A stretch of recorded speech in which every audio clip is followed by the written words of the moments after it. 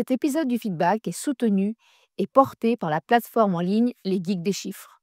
Elle accompagne depuis 5 ans plus de 12 000 étudiants à préparer le DCG et le DSCG à distance, avec des taux de réussite entre 45 et 80% de plus que les moyennes nationales. Sur la plateforme en ligne, vous trouverez à la fois des vidéos très simples pour comprendre l'ensemble des cours sur l'ensemble des UE, des cours en PDF, des cas pratiques corrigés en vidéo, des quiz pour vous entraîner et des fiches de révision. Tout ça pour un abonnement sans aucun engagement, résiliable en un seul clic. Vous pouvez aller directement découvrir la plateforme Les Geeks des chiffres en description de cet épisode. Bonne écoute! Écoute, comme on est arrivé à l'UE7, je te propose qu'on parle UE7. Et je voudrais qu'on en parle parce que c'est ton année de mémoire. Oui. Et je pense qu'il y a beaucoup de personnes qui sont sur cette question du mémoire, qui ont besoin de, comment dire, d'avoir des conseils. Et je propose qu'on soit sur un échange, comme ça, un système de questions-réponses, toi vers moi vers toi, pour qu'on puisse partager avec le plus grand nombre, donc pour tous ceux qui ont besoin donc d'être accompagnés sur le mémoire et sur la notice. Allez, c'est parti? C'est parti. Ok. On est parti, UE7 DSCG, moment mémoire. Alors, du coup, toi, ton sujet, est-ce que tu l'as? Alors je l'ai, mais il n'est pas, finalisé. Il n'est pas Ok. voilà.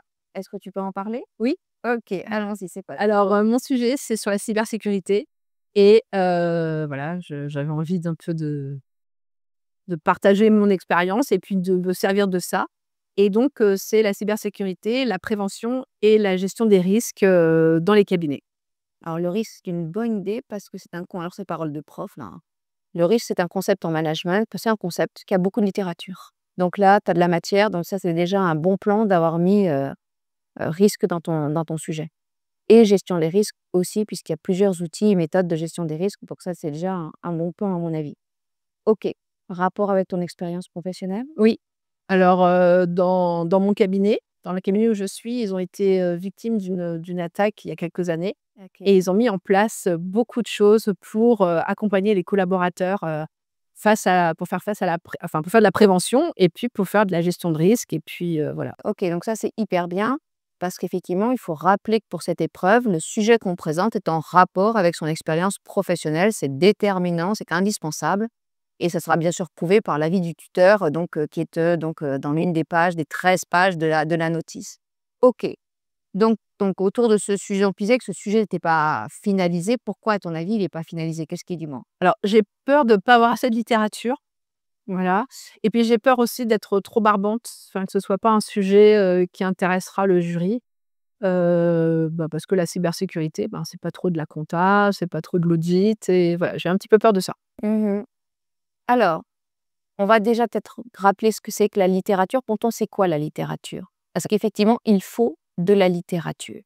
Qu'est-ce que c'est que la littérature pour toi? Alors ce seront les documents pour moi la littérature, ce sont les documents qui vont me servir d'appui, de définition pour mes termes de mon mémoire. Ok. Ouais, effectivement. Et la littérature, en fait, ce sont des références académiques. Ce sont des ouvrages, des articles qui sont écrits par des enseignants-chercheurs, par des universitaires, par des chercheurs, et qui sont publiés dans certaines, je sais pas comment dire, certaines bases documentaires. Ah non? Ouais, effectivement. Et tout n'est pas littérature. Donc, un article de presse n'est pas de la littérature. Un manuel scolaire, c'est pas de la littérature. Donc, il faut faire très attention à avoir effectivement un sujet qui mobilise des concepts et des concepts qui sont traités par des auteurs, donc dans des références, dans le guide académique. Et pas, parce que je l'ai vu avec quelqu'un, pas des références professionnelles, voilà, ou de manière très marginale. Donc ça, il faut faire attention. Effectivement, quand on choisit un sujet, il faut un sujet avec de la ref, vraiment académique. Et si tu n'en as pas, c'est que ce n'est pas un sujet. Ou alors, il va falloir greffer des choses, Voilà, tac, tac, tac, à ton sujet pour du coup élargir et retomber dans de l'arrêt. tout à fait. Ça marche. Bon, on est d'accord et ça, c'est hyper important. Alors, risque, c'est intéressant parce qu'il y a beaucoup de littérature sur le risque. Donc là-dessus, tu es sûr d'avoir de la littérature, donc tu vas pouvoir lire et écrire. Si bien tu avais peur de ce côté ennuyeux, euh, j'ai envie de dire, c'est le problème du jury d'être ennuyé. En fait, je pense que le jury n'a pas à s'ennuyer de quoi que ce soit quand un candidat se présente à lui. Moi, tu vois, j'interroge, hein, en UE7, Et franchement, c'est vrai qu'il y a des sujets quand je les vois, je dis: «Oh mon Dieu, mon Dieu, mon Dieu, mon Dieu, ça va être dur». Mais en fait, ça, c'est ce que je me dis. J'aurais aimé certainement un autre sujet, je sais pas lequel d'ailleurs, mais en fait, c'est mon taf, tu vois? C'est mon boulot de le faire et du coup, je pense qu'on n'a pas à dire: «Ça va m'ennuyer». Alors c'est vrai que quand on conçoit un sujet, c'est vrai qu'on doit prendre en compte son public, anticiper. Mais en fait, tu sais pas avec qui tu vas passer. Mmh. Il se peut que ce soit un mec qui soit une personne, enfin une femme d'ailleurs, une personne passionnée par la cybersécurité et du coup, bah, ça va être trop bien. Ça peut être quelqu'un comme moi qui n'y connaît rien, font pas grand-chose et ce sera peut-être aussi trop bien. En fait, tu sais rien. Donc je pense que, bien sûr, il faut le rendre intéressant et accessible à tout le monde, à celui qui s'y connaîtra comme à celui qui ne s'y connaîtra pas. Mmh. Et ton enjeu, je pense que c'est là, plus que dans, barbant. Non, rends-le accessible, intelligible, donne-lui de la dimension, voilà, pour capter l'attention de moi, par exemple. Ce sera pas moi, ça c'est sûr, mais bon, c'est pas mon académie, mais de capter la mienne en tant que prof lambda ou d'un professionnel de l'expertise et cetera, n'importe qui. Voilà, ça je pense que c'est le truc et pas se dire: «Ah je voudrais un sujet original». Bon, ben, voilà, on va faire ce qu'on peut quand même avec ce qu'on a quoi, hein. Bon, soyons raisonnables. Soyons raisonnables, mesurés, mais surtout faisons un travail de qualité. D'accord. Ouais. Et donc effectivement, tu as peur de manquer de littérature sur quoi? Sur quelle partie? Donc pas sur risque, ça c'est sûr. Alors pas sur risque. Après j'avais fait un plan et donc très, très scolaire, définition, voilà. Oui, je sais, parce que du coup j'ai parlé de ce sujet-là avec Guillaume et il me dit: «Oh je t'appelle, on s'appelle, il faut que je te parle» et du coup il m'a dit: «Non mais ton ta partie 1, ta partie 2, c'est ton intro et en fait ce qui m'intéresse c'est que ta partie 3». Je dis: «Ouais, bah du coup ça va réduire, et du coup voilà, c'est ça qui m'a fait peur. Et ça, mais alors c'est normal. Moi, je pense qu'il faut quand même avoir en tête que cette épreuve est hyper exigeante et que tu peux pas trouver le truc, ni ton plan, ni rien, tout de suite. Et donc, on dépose la notice en avril. Donc, on a tout ce temps-là pour que les choses mûrissent et que ça prenne de l'envergure. Ça, je pense que c'est important et qu'il est normal de faire un plan, d'un plan qui, effectivement, sera le plan vraiment finalisé avec de la dimension. Effectivement, il y a pas de plan avec présentation, définition, avantages, inconvénients, c'est mort. Ça peut pas passer. Et une fois là, j'ai eu, il y a pas très longtemps, en entretien quelqu'un qui me propose ça. Je dis: «Oh bah non, on va peut-être pas faire ça parce que, bah non, pas du tout, ça va pas le faire du tout». Un plan, c'est des concepts en fait qu'on connecte et qu'on met en tension l'un avec l'autre ou les uns avec les autres, effectivement pour raconter une histoire. Et tu racontes une histoire et avantages, inconvénients, moi c'est pas une histoire, hein, Ouais. c'est un constat. Voilà. Donc effectivement, ça, c'est important et donc quand tu parles de Guillaume, on fait un petit, coucou, clin d'œil à Guillaume. Allez, il y a un expert comptable de référence, gentil. On fait un petit bisou à la Ciotat aussi en passant, allons-y. Allez, un peu Ouais, de soleil, un petit peu de soleil parce que chez nous, il fait super gris. C'est clair, c'est clair. Donc effectivement, attention, un plan ne peut pas en DSCG sur un mémoire être sur un truc de présentation de ceci, de définition. Et effectivement, les définitions, on va les retrouver dans l'introduction, c'est important. Et voilà, après, si on doit aborder les notions d'avantages, d'inconvénients, ce ne sera pas sous la forme un peu scolaire qu'on peut trouver dans un manuel d'ailleurs, hein, ou dans les questions à l'examen. Quand on t'a demandé cette année, par exemple, dans le milieu 3, on t'a demandé les avantages de la franchise ou je ne sais pas quoi, ou les raisons de la franchise. Bah oui, mais ça, dans un mémoire, c'est pas ça qu'on va mettre en évidence, OK. Il faut qu'on soit plus précis et qu'on montre qu'il y a une envergure plus importante parce qu'en fait, on est sur une question plus, stratégique. On doit apporter quelque chose. Enfin, on est censé faire des recommandations managériales ouais. et donc voilà, donc forcément, on peut pas être sur juste avantages, inconvénients. OK, donc ça, c'était un bon conseil donné, donc on fait attention à ça. Donc du coup, comment on sort de ça? Comment on fait en fait pour donc on dit: «Ah ton plan c'est pourri, tu peux l'oublier». Grosse déception, on se dit: «Ah bon? Déjà j'ai eu du mal à le sortir. C'est ça, vas-y comment je vais sortir le suivant? Mais je sais pas». T'inquiète, t'inquiète, comment on fait alors? Parce que j'imagine que tu as rebondi depuis? Ah bah, j'ai rebondi, oui. J'ai rebondi, donc en fait, du coup, je voulais partir sur le fait de la prévention, parler de la prévention avant de parler du risque et en fait de tourner ça sur un autre angle d'approche Ouais. et partir sur la conduite du changement. Parce qu'en fait, pour prévenir les risques de la cybersécurité en cabinet, il faut déjà, faire évoluer les mentalités des collaborateurs. Mmh. Mentalité et moi, tu vois, là, il y a un truc, tu as dit ça et tu vois, quand on parlait, j'étais en train de me dire: «Il faut parler de culture». Culture, tu vois? Développer une culture, professionnelle différente. Ouais. Effectivement, ça c'est tu vois, c'est je pense effectivement, le truc quand on a parlé, je me suis dit: «Ah là, il faut connecter des concepts comme culture». Falloir qu'on parle Effectivement, plus souvent, plus longuement après, ta masse avec plaisir. Mais effectivement, et là, du coup, tu as un nouveau concept qui Oui. vient. Du coup, effectivement, tu as les risques, ta culture professionnelle, tu vois, ou culture métier, j'en sais rien.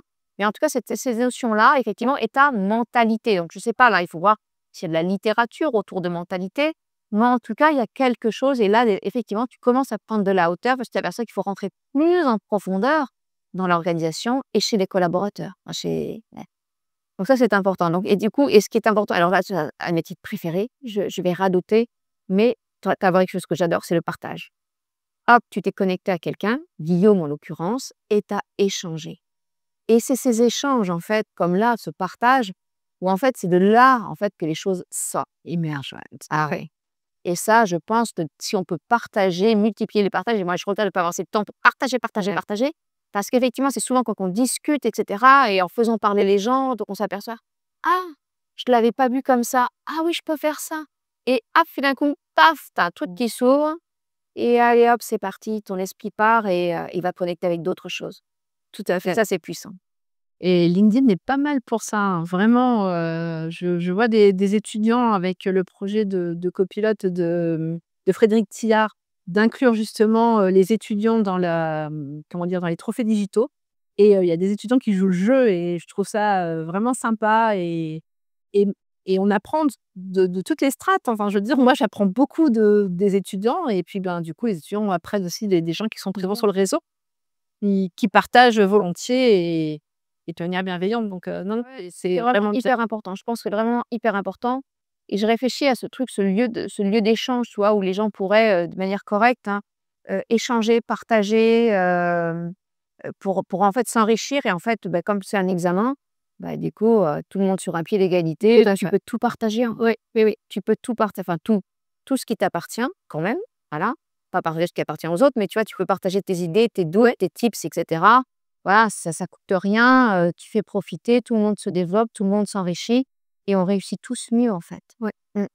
Donc là, si on revient sur ton mémoire, donc là, ce qui est important et ça, je pense qu'il faut le dire à tout le monde, il faut que vous multipliez vos concepts. Dans la notice, il y a à un moment donné 5 mots-clés.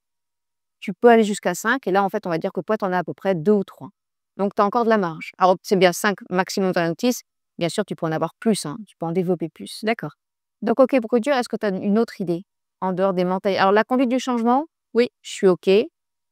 Sauf qu'attention, c'est une thématique très fréquente. D'accord. Et toi qui as peur de barber, il faut que tu lui donnes un regard. Tu vois, moi, mon conseil à moi, là, ça serait de dire OK pour la conduite du changement, mais la conduite du changement, c'est aussi un sujet qui est perçu, je pense, un petit peu maintenant comme quand tu sais pas quoi faire, il y a forcément un truc à changer, je fais de la conduite du changement. Si tu en fais, il faut que tu lui donnes une dimension différente. Il faut que tu lui donnes un quelque chose. Parce que dans la conduite du changement, tu as beaucoup d'auteurs. Tu as eu beaucoup d'évolutions. Tu vois, tu as des méthodes agiles, tu as des méthodes Oui. ceci. Et donc, je pense que là, il faut faire un choix, un vrai choix. Je vais la faire en mode agile Oui. ou en mode je sais pas quoi. D'accord. Et voilà, tu vas faire un choix. La conduite du changement, c'est très large et c'est un petit peu, du coup, passe-partout, je pense. Et fais un choix. Fais un choix qui te plaît. Donc, du coup, pour un choix, il faut savoir ce qu'il y a. Donc, il faut aller chercher toutes les théories sur la conduite du changement, les pratiques, etc. Ouais, j'avais une étudiante l'année dernière qui est venue sur le plateau. Elle s'appelle Amélie. Et Amélie, elle a fait un sujet sur l'intelligence émotionnelle des experts comptables. On n'est pas parti du tout là-dessus au départ, hein. On était elle est arrivée, elle m'a dit: «Ouais, je vais faire un truc sur la conduite du changement». «Ah bon? On va faire la conduite du changement? On n'est pas obligé de faire la conduite du changement». Voilà, donc je dis: «Pourquoi la conduite du changement déjà?» Et et je dis: «Mais bon, en fait, la conduite du changement, tu sais, il y en a quand même beaucoup, beaucoup, beaucoup. Donc raconte-moi la conduite du changement». Et donc en fait, on s'est aperçu qu'en fait, elle avait vécu à travers son expérience pro beaucoup de changements et qu'en fait, comme tu me disais, dans le cabinet, il y a beaucoup de choses, beaucoup de changements, donc liés à des événements, des risques, des attaques, des clients, etc. Oui, on change de logiciel et tout.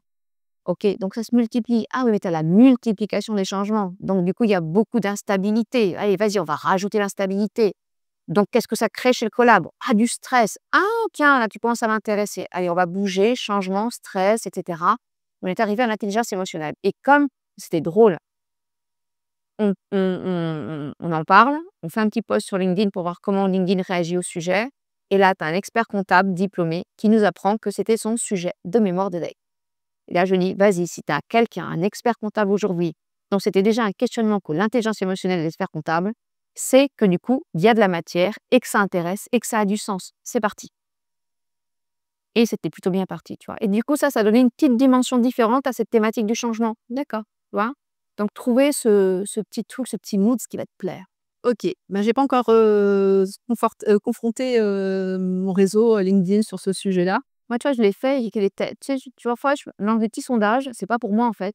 C'est pour les étudiants, pour savoir effectivement comment, les personnes perçoivent le sujet, est-ce qu'ils sont sensibles ou est-ce et du coup, moi, qui là, j'ai accompagné 2 personnes, tu vois, sur le management inclusif, des profils neuroatypiques. Oui. Tu vois? Donc, notamment, c'était par rapport à des collaborateurs autistes, atteints de troubles autistiques et donc bon, moi, perso, j'ai adoré le sujet. Je me suis dit: «Oh là là, j'aimerais tellement qu'on me présente un truc là-dessus, je serais trop, trop fan» et donc du coup, j'ai accompagné cette personne et vraiment, et j'ai posé la question aussi du handicap. J'ai une autre personne qui l'a fait parce qu'elle est handicapée, travailleur handicapé et donc je dis: «Bah, c'est un vrai sujet ça, c'est un vrai sujet social», tu vois? Donc allons-y et j'ai demandé à LinkedIn ce qu'il en pensait, tu vois? Enfin, aux gens de LinkedIn et les gens ont réagi: «Ouais, c'est un sujet». Donc je dis: «Mais c'est un sujet pour des comptables». J'ai regardé le profil des personnes, ce sont des professionnels. Donc du coup, allons-y, ça vaut le coup. D'accord. Donc tu vois? Donc c'est effectivement LinkedIn, c'est aussi ça, tu parlais pas de partage. Voilà, j'ai envie de faire ceci, qu'est-ce que vous en pensez? Est-ce que vous avez des idées? Je sais pas, enfin, faire un peu, ça ne coûte rien de dire ce qu'on en pense et d'apporter notre regard, enfin, si on se sent légitime, hein, bien sûr, hein, tu vois? Mais Alors même quand on se sent pas légitime, parce que c'est bien aussi de savoir, comment c'est perçu, mmh, par n'importe qui donc ouais, donc du coup, n'hésite pas, ouais, peut-être pas ça tu es marche. déjà présente, vas-y, Ouais, n'hésite pas je lancerai un post, ouais, tu vois, pour, avec les petits sondages et tout, je trouve que c'est assez cool et puis, tu vois, par rapport à la notice, tu sais, on a normalement, tu as une partie empirique, ensuite tu dois collecter des données oui, et ben ce petit test, tu vois, quand tu as 400 personnes qui t'ont répondu: «Oui, non», bah, du coup, c'est ça, c'est probant, hein. 400 personnes qui te répondent: «Oui, non», tu as un pourcentage, bah, oui, tu peux faire confiance à ce pourcentage d'accord. et tu pourras t'en servir aussi et l'autre intérêt que je trouve à ce petit exercice, c'est que les personnes qui répondent, tu sais qui ils sont, tu peux les contacter. Tu peux ensuite demander rendez-vous et savoir s'ils veulent bien s'entretenir avec toi. Donc, tu travailles ta collecte de données. Petit tips. Ouais, Voilà. merci Céline, vraiment je prends note, Ouais. Et donc, ça, je pense que vraiment, c'est fort et ça montre la puissance du réseau aussi. Tu vois, effectivement, les personnes sont là, mais ces personnes, elles ne sont pas que là pour, ou certaines, bah, la majorité sont là pour apporter, apprendre, partager. Et ça montre, en fait, c'est vraiment utile. Et j'ai du mal à convaincre, tu vois, ben, perso, mes étudiants de DCG de rentrer sur le réseau, ils y arrivent pas. Ils sont pas forcément fans. Et en fait, ils se rendent pas compte à quel point, parce qu'ils sont jeunes encore, je pense, à quel point ça peut être game changer. oui, complètement, Vraiment. mais Vraiment. complètement, oui. Bah, déjà Céline, on est aujourd'hui, grâce à LinkedIn ensemble donc déjà, on a une belle expérience. Mais beaucoup de personnes en fait, bah, Guillaume déjà, Moi aussi. Julie, qui m'a vraiment beaucoup accompagnée, beaucoup aidée et puis, ben, tous les experts comptables parce que, je me rends compte que les experts comptables, bah, ils sont accessibles Oui. et puis on voit l'évolution. On voit qu'il y a enfin la profession a envie d'évoluer, a envie de s'ancrer vraiment dans la modernité et d'utiliser les outils, Et les codes et voilà et moi, quand je on vois, hein, apprend, c'est parce que moi, je suis pas expert comptable, donc je participe à la formation des bébés experts comptables, en gros. J'en vois certains qui le deviennent et cette session, j'en ai certains qui sont oui, venus, ils étaient vraiment hyper contents, bien évidemment. Et je vois ces jeunes experts comptables qui sont sur les réseaux. Bon, il y a Guillaume, il y a Jonathan Kalfa, il y a d'autres professionnels qui sont présents. Et tu vois bien de quoi ils s'emparent, ce qu'ils ont envie de dire, ce qu'ils ont envie de partager.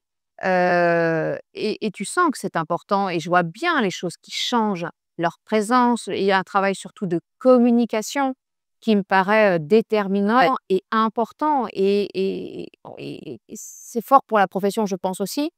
Et je pense que les étudiants devraient s'en emparer davantage. ouais, Certains le font, hein, mais vraiment s'en inspirer et regarder ce qui se passe parce que c'est leur métier qui se passe là aussi. Ou oui. en tout cas, une partie, peut-être pas tout le métier, mais une partie du métier qui se passe là. Pour moi, le changement, il est bien parti en fait, il est bien initié et c'est enfin moi, j'ai hâte de voir la profession dans 5 ans, vraiment, vraiment. Moi, je trouve que ça bouge très, très vite et c'est vraiment excitant. Oui, tout à fait. Excitant. Mmh. Excitant et intéressant de regarder ça.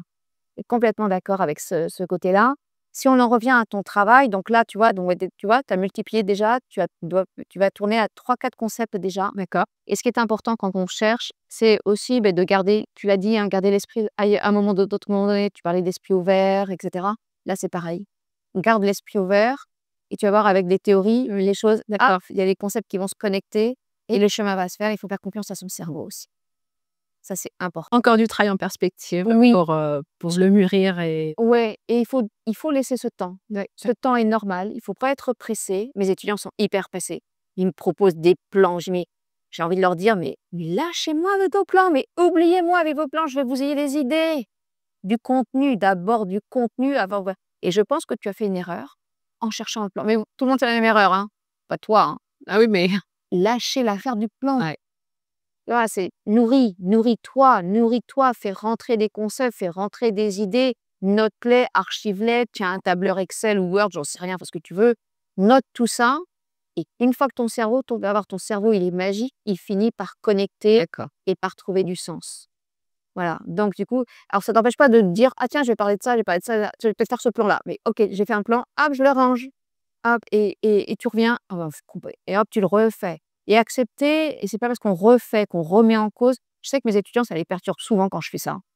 «Ah, on change?» Bah, je dis: «Ouais, on change, on a une autre idée, allez vas-y, on y va, on bouge les choses». Tu as jusqu'au mois d'avril pour les bouger. Bon, donc et le conseil, est-ce que tu lis beaucoup? Oui. Ouais, Oui, c'est je lis hyper bien. beaucoup, ouais. Comment tu fais pour trouver cette littérature déjà? Ça, c'est Alors, lié aux mémoires ou en général? moi. Ah bah, hors mémoire, je suis allée sur internet, sur Google Scholar et j'ai tapé les mots-clés et du coup, j'ai tapé cybersécurité, bah, conduite du changement parce que j'étais sur la conduite du changement et donc j'ai eu pas mal de références qui sont sorties et puis, ben, du coup, je les ai notées et maintenant, il faut que je lise et que je vois un peu ce que j'ai à apprendre. Tu les as notés sur quoi? Je les ai notées sur, en lien hypertexte, sur Dans un un fichier. fichier. Oui. Hyper bien parce qu'en fait, il faut pas oublier que tu vas devoir écrire et que tu vas faire la bibliographie. Et ta bibliographie, il va falloir mettre aux normes, hein, donc les références que tu utilises. Donc effectivement, il faut bien les archiver, bien les ranger pour ce travail hyper pénible et chronophage et inintéressant à souhait, mais qui est attendu. Et donc, préparer son travail. Ça, c'est hyper important. Donc Google Scholar, ça me paraît être un bon délire, pour trouver des références. Et est-ce que tu arrives, dans les références, est-ce que tu fais attention au type de références que tu trouves? Leur qualité? Alors, j'essaye. Alors, par exemple, pour la cybersécurité, je suis partie sur un que sais-je. Donc je me dis: «Bon, ça, c'est un classique», hein, je pense. Après, je suis partie sur l'ANSSI, qui est quand même un organisme qui Oui, référence. référent en cybersécurité et après, c'est là où ça devient compliqué, c'est de trouver, ben, des publications sur, Ouais, universitaire. voilà, universitaires. Ouais. Voilà, tout à fait. Ouais, ça devient plus compliqué. Mmh. Ouais. Donc là, effectivement, tu cherches sur Google. Alors après, dans ton sujet, il y a un côté technique, technologique. Donc peut-être qu'il faut que tu cherches les technologies de la sécurité, tu vois? Parce qu'il y a une dimension, technologique qui est un concept, hein, les évolutions technologiques, les innovations. Et donc peut-être qu'à travers ce prisme-là, innovation, tu vois? Et cybersécurité, tu vois? En croisant un concept avec ton mot, peut-être que tu vas trouver une autre littérature. D'accord. Quand on est bloqué sur quelque chose, il faut arriver à le croiser. Moi, je dis toujours, il faut le croiser avec autre chose. Et après, tu multiplies et puis tout d'un coup, tu vas voir, il y a un truc qui va se passer. Je ne sais pas comment ça se fait, mais ça se fait tout le temps, D'accord. tout le temps. Et après, effectivement, on peut quand même avoir de la littérature plus professionnelle quand même, hein, c'est pas, mais il ne faut pas que ça. D'accord. Donc, du coup, c'est important de regarder. Après, tu vas certainement avoir peut-être des universités. Est-ce que tu as regardé des formations universitaires qui forment à la cybersécurité? Alors, il y a des formations et il y a également des MOOC, hein, qui sont accessibles sur la cybersécurité. Et donc là, il faut que tu contactes certainement les personnes qui les animent. D'accord. Les ai contactés directement. Tu vois, moi, j'aurais jamais osé avant, hein. Jamais j'aurais osé. Et un jour, j'avais mes étudiants qui me disent: «Ah, madame, il faut que je m'absente, j'ai un entretien avec». Et là, il me sort le nom d'un auteur, tu vois, que j'ai lu et qui: «Vous avez un rendez-vous avec lui?» Mais lui, Soparno du changement là, des résistances et tout ça, lui? Ils me disent: «Bah oui». «OK». Ben oui, je l'ai contacté, il a accepté l'entretien. Et je me suis dit: «Mais pourquoi tu te mets des barrières? Vas-y!» Et donc contact, D'accord. ça marche, Bah oui. ça marche. Et aussi regarde ces gens là qui animent ça, est-ce qu'ils n'ont pas écrit? D'accord. vois? Est-ce qu'ils n'ont pas écrit aussi? Et si oui, dans quoi? Mais j'aurais pas pensé, mais merci pour le conseil, ouais, vraiment. Ouais, vraiment, ça, c'est des trucs qu'il faut vraiment partager, faire, ne pas hésiter, donc parce qu'en fait, en fait, tu peux trouver comme ça D'accord, aussi. Ouais, très bien. ouais. Donc du coup, là, donc ton plan, OK, tu as déjà une idée de ta méthodologie? Pas de faire est-ce que tu vas faire un questionnaire, par exemple? Je sais pas du tout.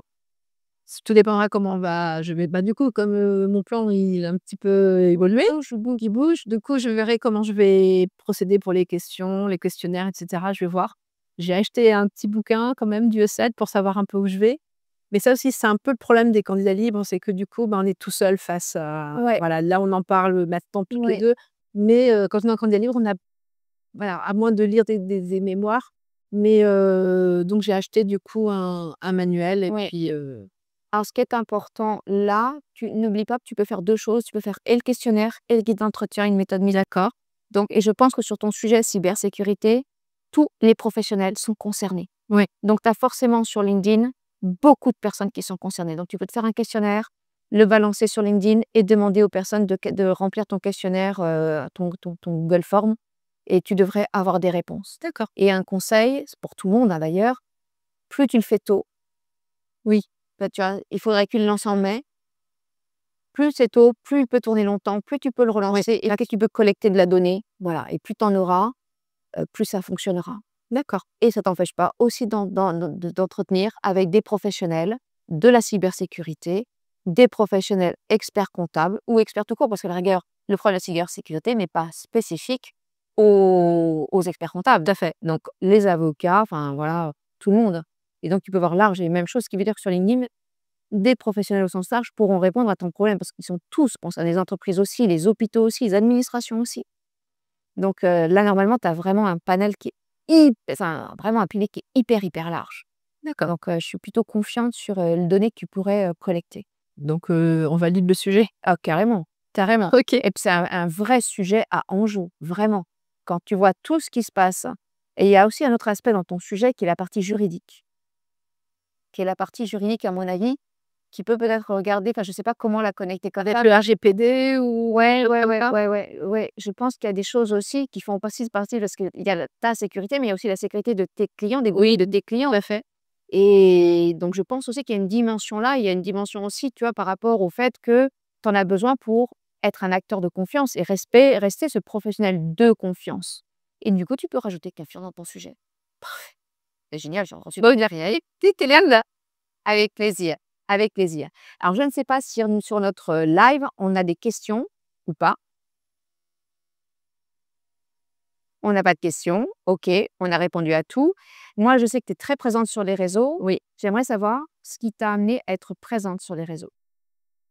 Alors, je suis pas très réseaux sociaux, j'ai que LinkedIn et Instagram. J'avais Facebook, quand c'était, le temps de Facebook, mais voilà, j'ai juste LinkedIn et Instagram et ce que j'ai beaucoup apprécié dans le réseau LinkedIn, c'est que c'est professionnel. En fait, on raconte pas sa vie, on voit pas, les vacances des uns et des autres et ce que j'ai apprécié aussi, c'est que c'était, facile de communiquer.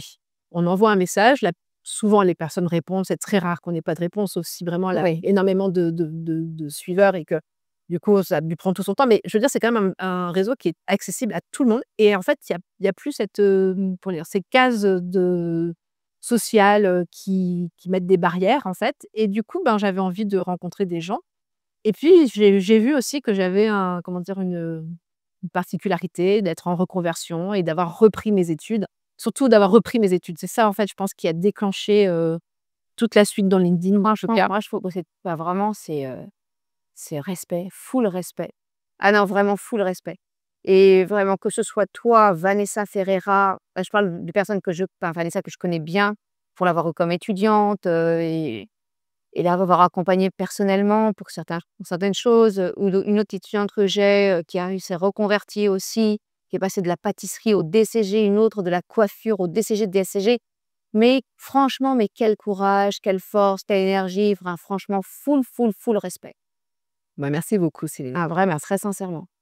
Et du coup, voilà, le réseau fait qu'on est aujourd'hui toutes les 2 face à face et j'ai rencontré beaucoup de personnes comme ça et qui font partie de mon réseau, même, pas seulement sur LinkedIn, hein, on se téléphone, à côté.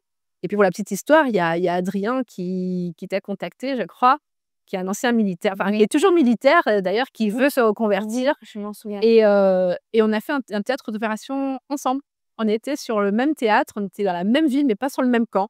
Quand on était au Moyen-Orient tous les 2 et en parlant parce qu'on s'est appelés et on s'est rendu compte qu'on avait, Ça en commun. ça en commun. Ouais, La vie est incroyable. exactement. Franchement, Et vive les réseaux pour ça Vive parce que oui. du coup, et moi, tu vois, bon, toi, je te connais par les réseaux et on se voit pour de vrai, c'est incroyable. Franchement, c'est incroyable.